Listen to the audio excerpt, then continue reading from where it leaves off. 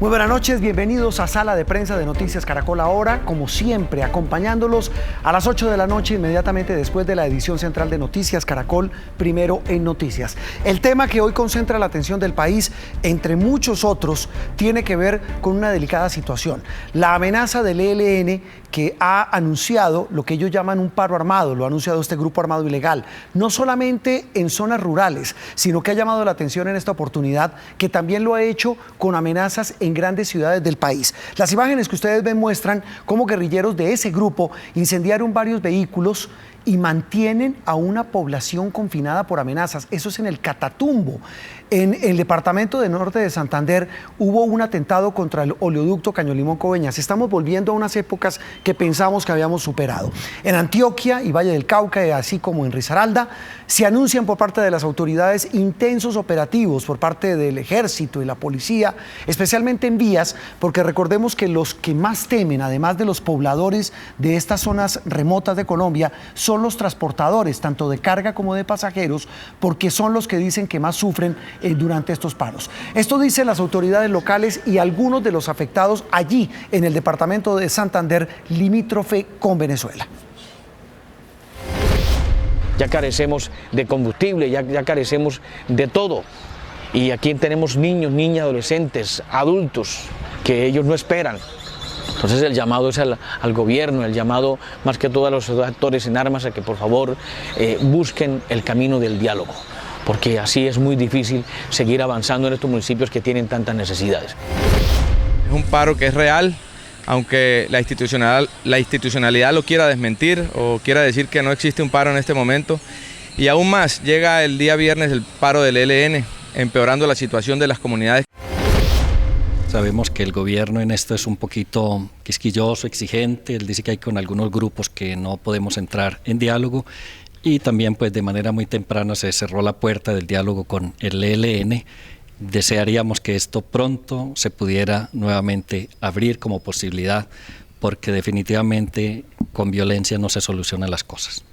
Bueno, prácticamente todos los gobiernos de los últimos años en Colombia han tenido que sortear eso que está pasando en Colombia y que se supone va a pasar en los próximos días, especialmente en regiones como Norte de Santander, en Catatumbo, en el departamento del Chocó, que son los famosos paros armados decretados o declarados, en este caso por la guerrilla del ELN. Vamos a tratar de entender un poco ese desafío para que ustedes, los televidentes, los que nos siguen a través de Noticias Caracol Ahora, puedan entender el panorama, los retos, los desafíos, incluyéndonos a nosotros, a los periodistas, a los medios de comunicación, que nos vemos maniatados y limitados a la hora de cubrir este tipo de situaciones tan difíciles como la que ustedes acaban de ver. Hemos invitado hoy a dos personas muy queridas por esta casa, pues uno, nuestro compañero Ricardo Ospina, el director de los servicios informativos de Blue Radio. Ricardo, buena noche, como siempre, un gusto tenerlo acá. Hola Juan Roberto, buenas noches y un saludo para nuestros televidentes aquí en Sala de Prensa en Noticias Caracol Ahora. Y hemos invitado a una persona que tiene es una voz autorizada en estos temas, repito, en tratar de desentrañar estos desafíos y esa complejidad en que se convierte en este tema de los paros armados y repito, también el desafío para todos nosotros los periodistas. Larisa Pisano es una muy querida colega periodista especializada en temas políticos, también en temas de guerra y de orden público. Larisa, un gusto que estés con nosotros y arranco contigo para que nos ayudes, sobre todo a nuestros televidentes, a entender este tema. A todos los gobiernos, perdóneme la expresión, parecen medirles el aceite, en este caso el ELN, con los famosos paros armados. En este caso, ¿qué lectura hace usted de lo que viene en estos días tan difíciles, especialmente para la gente de Norte de Santander? Buenas noches, Larisa.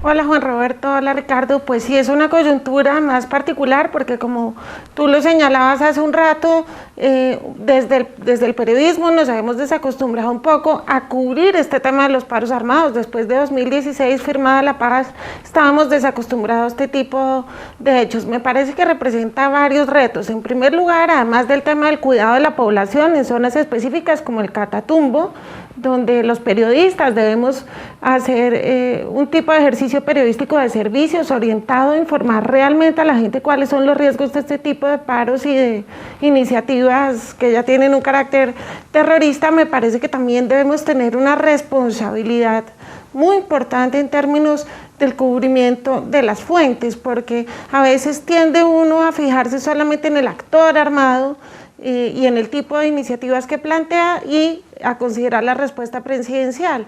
Hay que mirar, yo creo, desde una lectura de mediano y corto plazo qué está pasando con todos los corredores alrededor de los cuales se está fortaleciendo el ELN después del acuerdo de paz con las FARC y cómo están funcionando las instituciones estatales después de la firma de este acuerdo para que este tipo de cosas vuelvan a repetirse. Sí, ahí hay un tema sensible, Larisa, y quiero la opinión de Ricardo y también la de Larisa, es cómo se cubre, Ricardo, este tipo de situaciones cuando es prácticamente imposible cubrirlas. Me explico, usted lo padece con su gente, yo lo padezco con la mía de Noticias Caracol, con usted con la de Blue, imagino que Larisa conoce también muchos de esos casos, es imposible entrar. El corresponsal nuestro en esta zona fue secuestrado en diciembre, lo tuvo el ELN secuestrado, le dijo, usted no puede volver a salir de su casa. Hoy no puede hacer. ¿Cómo se cubre y cómo se logra ese equilibrio para hacer periodismo y no quedarnos solamente con la versión oficial y con algo mucho más grave, con los rumores, Ricardo? Sí. Fíjense que aquí hay una tragedia informativa, si lo podemos llamar de esa manera, y es que por un lado están el ELN y el EPL, porque son esos dos grupos los que están sembrando el terror principalmente en el Catatumbo, que emiten unos comunicados que son muy duros, advirtiéndole a la población civil en Ocaña, en San Calixto y en todos los municipios que si salen de sus casas o se mueven por las carreteras o por las trochas los van a matar. Y por otro lado está la versión oficial que lo que intenta es todo lo contrario, minimizar el hecho y decir, no, aquí no está pasando nada, aquí todo está bajo control, la gente puede salir sin problema, los transportadores pueden irse por cualquiera de las vías y entonces la gente dice, bueno, ¿y entonces qué hacemos? La cobertura de los periodistas es fundamental para poder entregar una información clara, veraz. La dificultad grande es que no puede irse a terreno. Usted recordaba el caso del corresponsal de Noticias Caracol, pero también recordamos, por ejemplo, los casos de Salud Hernández Mora y de Diego de Pablos, colegas que también fueron secuestrados en esa zona por la guerrilla del ELN hace ya algunos años. Y entonces lo único que queda es simplemente tener la posibilidad de acceder a la gente en las zonas, en el terreno. Por ejemplo, el corresponsal de Blue Radio en Ocaña tiene la posibilidad de acceder de alguna forma a través de ese conocimiento de la zona con los líderes sociales, con los profesores, con los sacerdotes, que en últimas terminan siendo las voces que pueden contar de primera mano lo que está pasando y que no son ni el grupo delincuencial que quiere sembrar terror a punta de panfletos y con fuerza armada y con fuego, ni tampoco es el negacionismo del Estado, que también es muy perjudicial porque es evidente que está pasando algo y muy grave en la zona del Catatumbo. Sí, mire, Larisa, y sabe que es lo más triste, entre triste y grave, es que mientras a la prensa no se nos permite tener acceso para eso que dice Ricardo, organizaciones como Human Rights Watch o como la misma Fundación Paz y Reconciliación van a terreno, les toca, digamos, casi que de incógnito entrar y encuentran una realidad terrible, pasmosamente terrible. Ahí viene, repito, algo que es muy grave, muy triste y muy degradante para un tema fundamental que es la libertad de prensa, que es la de tratar de meterse a esas zonas.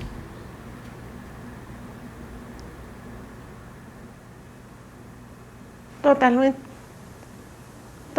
de acuerdo. Me parece que es importante además considerar la diversidad de fuentes estatales a las cuales puede tener uno acceso. Es muy importante mantener una interlocución con las autoridades locales, como bien lo decía Ricardo, pero adicionalmente en términos de autoridades nacionales que aparecen respondiendo a este tipo de iniciativas como el anuncio del ELN, también hay que considerar diversidad de fuentes. Recientemente, por ejemplo, la Defensoría del Pueblo estuvo 8 días haciendo una inmersión de terreno en el Chocó y en algunas circunstancias las cifras de esta entidad no necesariamente se asocian a los planteamientos con los cuales responde las Fuerzas Armadas o con lo que se responde desde la Presidencia de la República. Entonces también me parece importante hacer un ejercicio siempre de contrapeso entre lo que plantean las fuentes locales, que son la ciudadanía, pero también los alcaldes, que en muchos casos dejan de ser consultados, y las diferentes entidades del carácter nacional que cubren este tipo, o que están encargadas de afrontar este tipo de de tragedias como este paro anunciado por el ELN. Sí, tal vez una cosa, digamos, para sacarlos a los dos del tema y plantear lo que hablábamos al comienzo, Larisa y Ricardo, y arranco con Ricardo esta ronda, esta reflexión, y es, repito, el gran desafío que representa para el gobierno de Iván Duque, que hoy dijo, mire, no, como lo han dicho todos los presidentes, porque no es el único,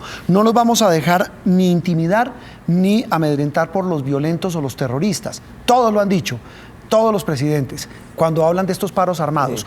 ¿Cómo lo afronta? ¿Cómo ven esta medida de aceite, repito, por parte del ELN al presidente Duque? Tristemente, los presidentes se quedan en lugares comunes. Digamos que esta es una frase prefabricada que puede funcionar para el Catatumbo, pero puede funcionar para el Bajo Cauca, pero podría funcionarle para el Cauca, donde también hay una guerra. El trasfondo es muy serio y el presidente Duque recibió una herencia muy complicada en materia de aumento exponencial en el número de hectáreas de cultivos ilícitos, cultivos de hoja de coca llegando cerca de las 200.000 hectáreas. Eso no se puede negar. Tampoco que en el Catatumbo, por ejemplo, luego del último gran paro en 2013, hubo una decisión del gobierno de ese entonces de suspender la lucha directa y frontal contra los cultivos ilícitos. De alguna manera se permitió que aumentara de una forma inusitada el número de hectáreas sembradas en la zona y eso hizo que se fortalecieran el ELN y el EPL, que además es un rezago de una guerrilla vieja. Hoy son los pelusos que realmente no tienen nada de ideológico, no son guerrilla, son simplemente narcotraficantes. ¿Cómo enfrentarlo? Un gran desafío y muy complicado. Citado usted el caso y el informe de la Fundación Paz y Reconciliación, hay más de 45 grupos ilegales disputándose la frontera entre Colombia y Venezuela. Entonces, si hablamos de dos grandes grupos como el ELN y el EPL que están en guerra en la zona, que están matándose entre sí, que están quemando buses y carros y que no permiten que la gente salga. Y a eso le suma usted otras cuantas, más de 40 bandolas de criminales, de delincuentes comunes, algunos de ellos incluso que vienen desde territorio venezolano a extorsionar o a matar, pues tiene una situación profundamente difícil. En el corto plazo es bien complicado, tiene que hacerlo como siempre el ejército, la Fuerza Aérea y la policía, con lo que tiene a la mano, que no es mucho en la zona. Y a mediano y largo plazo, Juan Roberto, esto no solamente es con Fuerza Armada, esto tiene que tener un trabajo de fondo y serio de erradicación manual de cultivos, voluntaria de sustitución de cultivos, pero además de presencia de Estado en todos sus aspectos, salud, educación, oportunidades para la gente, porque de nada sirve que hoy intenten apagar el fuego de un paro armado cuando el Estado es absolutamente ausente en esa y en otras zonas del país. Sí, es un tema de herencia, es un tema muy no coyuntural, sino estructural. Larisa, ahí para agregarle, en el informe del señor Vivanco de Human Rights Watch sobre Arauca, y en este caso la frontera, y también Catatumbo, el título del informe que se lo daba a un policía de la zona al que entrevistaron era, abro comillas, la guerrilla es la policía, cierro comillas. Es decir, el desafío es bastante grande para el gobierno para tratar de demostrar que esa zona no es del ELN, no es de estas disidencias, sino que en cierta medida pues hay un pulso grande con el Estado.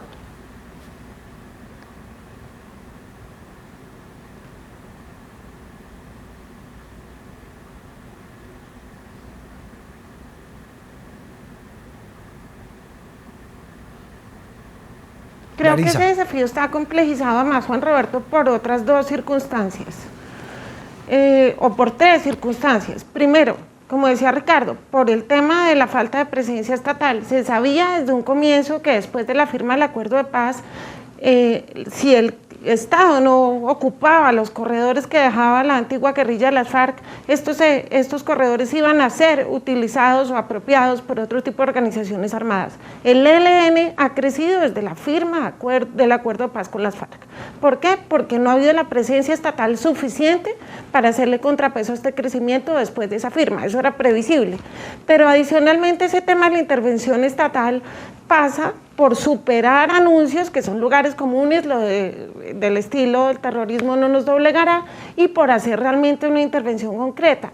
El FUDRA que opera en el Catatumbo es el más fuerte del país, es decir, es una de las zonas más militarizadas. Cerca de 15.000 militares están funcionando hace cerca de 4 años de una manera mucho más concentrada y eficiente en el Catatumbo, pero esto no se ha traducido en mayor orden público. Entonces, eso es lo que evidencia la necesidad de una presencia estatal más sólida en otras dimensiones. Pero adicionalmente, en algunas zonas del país, esto tiene que ver con un manejo de la política exterior colombiana. La pregunta que se hicieron los analistas, o muchos analistas, cuando se replanteó la posibilidad de restablecer relaciones consulares con Venezuela, la frontera colombo-venezolana en este momento está abandonada y es una situación que se ha agravado por cuenta de la incomunicación y de la falta de las relaciones diplomáticas entre los dos estados. Y el otro gran desafío que tiene el gobierno es determinar finalmente qué pasa con este asunto de los protocolos que venían dándose en la negociación con el ELN. Obviamente este no es el momento deseable para restablecer una mesa de negociación con el anuncio del paro armado, pero en algún momento hay que considerar cómo se soluciona ese problema, porque si llega a haber algún intento más adelante de negociación, habrá que resolver qué pasa con los países garantes de esos protocolos, Cuba y Noruega, que insisten en respetarlos, a pesar de que el gobierno colombiano ha insistido en que fueron firmados por el gobierno anterior y que no lo respetará. El galimatías eterno de lo que pasa en nuestras regiones afectadas por el orden público. Larisa, un gusto de verdad que nos hayas acompañado y esperamos volver a tenerte aquí en Sala de Prensa en Noticias Caracol. Claro que sí, gracias a ustedes. Larisa Pisano, periodista, analista, que nos habla de este tema. Don Ricardo, no lo despida a usted porque voy a hacer una pausa y en instantes volvemos a hablar de otros temas de actualidad y de su radar. ¿De qué va a ser el radar de hoy? Hoy el radar estará en el general Mario Montoya, el excomandante del ejército que hoy estuvo en la JEP. Estuvo en la JEP respondiendo por varios casos de falsos positivos. Muy bien, vamos a avanzar en instantes y también cuando regresemos de un tema muy sensible, ¿hasta dónde puede llegar la tecnología? El debate lo encendió una mujer a la que le revivieron de manera virtual a su hija fallecida para despedirse. Esto es Sala de Prensa de Noticias Caracol.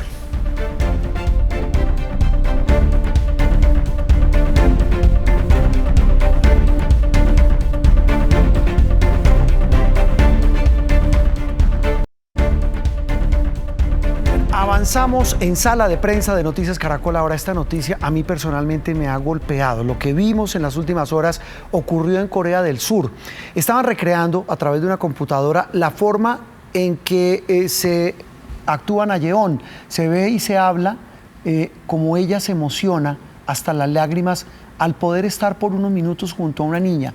Esa señora que ustedes ven con esas gafas y ese aparato, ese dispositivo, puede tocar una imagen, por supuesto, virtual de su hija fallecida, una niña que había fallecido. Ella quería despedirse de su hija, lo hizo acompañada por su familia, se puso, como ustedes ven, estos lentes y allí de manera virtual se despidió de una imagen de su hija. Escuchen ustedes. Es impresionante. Este tema fue llevado a un programa surcoreano, Meeting You, que ha estado dedicado a utilizar la tecnología de realidad virtual en la que diseñan lo que llaman simulaciones de personas que ya han fallecido. Esto con la intención, dicen los creadores de este programa, de que sus familiares vivos que luchan o que sufren su ausencia puedan tener un último contacto con ellos. ¿Sabe, María? Qué experiencia tan estremecedora. Pues el tema no es para nada fácil porque ya ha desatado críticas en algunas partes del mundo. Incluso medios de Europa se han interesado por este programa en Corea y han dedicado espacios sobre todo para cuestionar y criticar duramente este tipo de metodologías de tecnología que incluso llevan a muchas de esas personas a tener un shock. Nos acompaña hasta ahora Maximiliano Cantis. Él es psicólogo y es especialista en seguridad informática de la firma Safety Key. Maximiliano, gracias por acompañarnos en Sala de Prensa.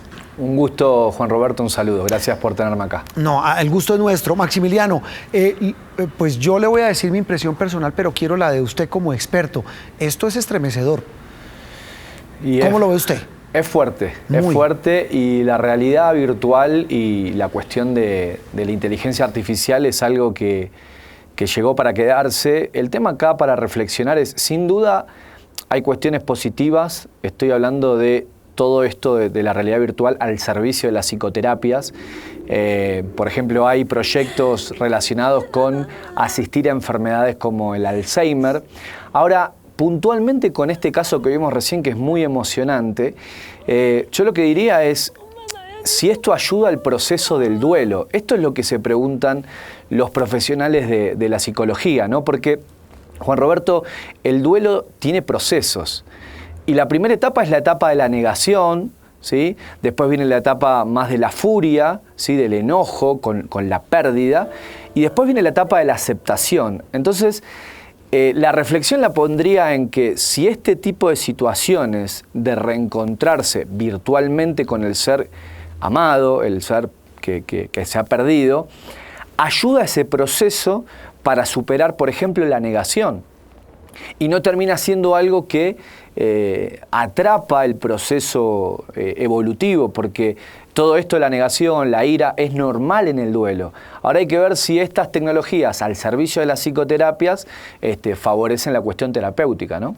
Sí, pero ahí viene la otra cara, y perdóneme usted y los televidentes la comparación tan fea, pero muchas personas en el mundo, incluso medios de comunicación, repito, de Europa, están comparando esto simplemente como la versión virtual de prácticas macabras como la famosa Ouija o como los famosos mediums que supuestamente hacen que la gente hable con los difuntos. Es decir, es un tema complejo, es un tema muy difícil. No, es complejo, y aparte estamos, Juan Roberto, estamos en la infancia de esta cuestión. Hay muchas cosas que no sabemos los efectos. Voy a plantear una cosa. Por ejemplo, hay todo un tema legal que acá empieza a aparecer y que obviamente hay que empezar a resolver, que es, por ejemplo, la mala praxis, ¿no? Cuando un profesional tiene mala praxis, ¿sí? Hay todo un procedimiento legal en el cual el profesional tiene que responder. Ahora, supongamos que esto desencadena, no sé, una psicosis,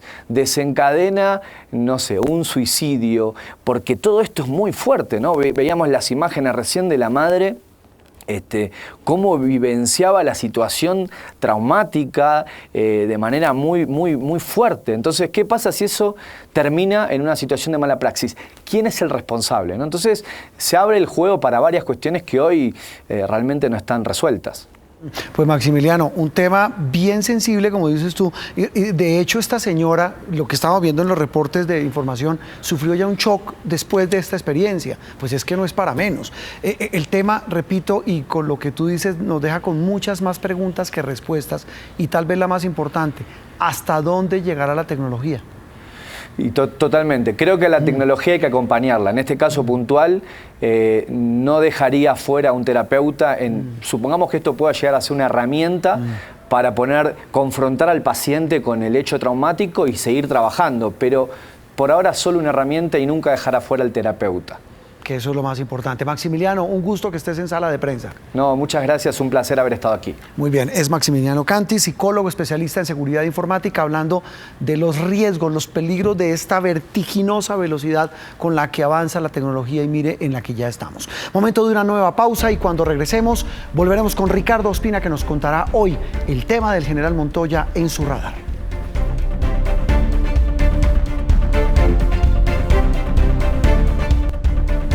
La parte final de Sala de Prensa en Noticias Caracol ahora, para el turno del radar de don Ricardo Ospina, que salió de aquí, de raudo y veloz, rumbo a los estudios de Blue Radio. Él es allí el director de los servicios informativos. Don Ricardo, ahora sí, el general Montoya en su radar.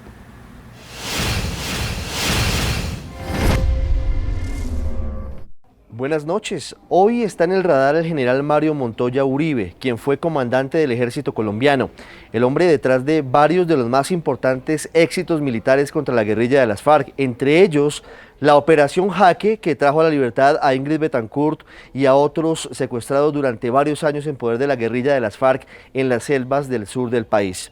Mario Montoya ha tenido hoy su primera versión cara a cara extensa ante los magistrados de la Justicia Especial para la Paz, y lo ha hecho porque ha sido vinculado directamente, ha sido mencionado como uno de los presuntos determinadores del homicidio de centenares de jóvenes que fueron asesinados por integrantes del Ejército Nacional y luego eran presentados como integrantes de la guerrilla muertos en combate, en el momento más duro, más intenso de la política de seguridad democrática del expresidente Álvaro Uribe. La historia del general Montoya es muy interesante porque estaba a punto de ser objeto de una imputación de cargos en la justicia ordinaria ante un juez y por parte de un fiscal, porque según dice la justicia hay suficientes elementos en su contra, testimonios de militares, testimonios de víctimas y otros, entre ellos documentos que han sido revelados por Noticias Caracol, que vincularían a Montoya con órdenes directas a comandantes de división y de brigada para que hubiese, según dicen las víctimas, entre ellas familiares de los asesinados, para que hubiese ríos de sangre, para que el único éxito, dicen quienes han acusado al general Montoya, se midiera en muertos y en cuerpos en esa lucha contra la guerrilla de las FARC. El general Montoya ha venido insistentemente desmintiendo esas versiones. De hecho, el día de hoy guardó silencio ante los magistrados de Justicia y Paz y defendió su actuación y la de sus hombres, indicando que siempre estuvo ceñida al derecho internacional humanitario y a los derechos humanos. Lo que hay detrás de todo esto es un gigantesco reto para la JEP, porque si el general Montoya se decide a guardar silencio como lo ha hecho aparentemente el día de hoy, tendrá que tomar decisiones para saber cuál es el siguiente paso. Es una prueba de fuego, ya que tendrá que buscar de otro modo las evidencias y para poder encontrar la verdad que permita esclarecer uno de los episodios más horrorosos en la historia de las fuerzas militares. Montoya se juega una carta dura porque tendrá que demostrar su inocencia. En caso de que no sea así, tendrá que pagar varios años de prisión si la JEP llega a demostrar que no dijo toda la verdad y al final termina siendo sentenciado por homicidio en persona protegida. Esto apenas comienza y las víctimas exigen justicia. El general en su propio laberinto, en el de su pasado. Don Ricardo, gracias a ustedes, muy amables. Terminamos Sala de Prensa de Noticias Caracol Ahora. Nos vemos Dios mediante mañana a la misma hora aquí en Noticias Caracol Ahora.